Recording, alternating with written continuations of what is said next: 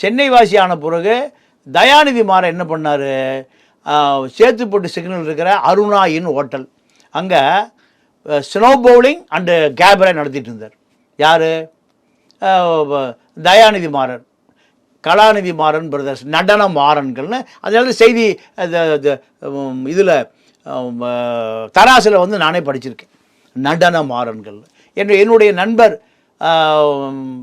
தராசு ஷியாமிட்டு வாங்கி நடத்துகிற விக்னேஷ் ராஜா நடன மாறன்கள் ஒரு ஆர்டிக்கலே எழுதினார்.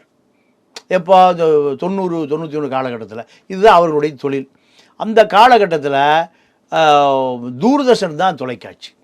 தூர்தர்ஷன் தொலைக்காட்சி இருந்த நேரத்தில் தூர்தர்ஷன் இருக்கக்கூடிய நடராஜன் அவர் ஒரு கருணாநிதியினுடைய உறவினர் ஒருத்தர் இருந்தார்.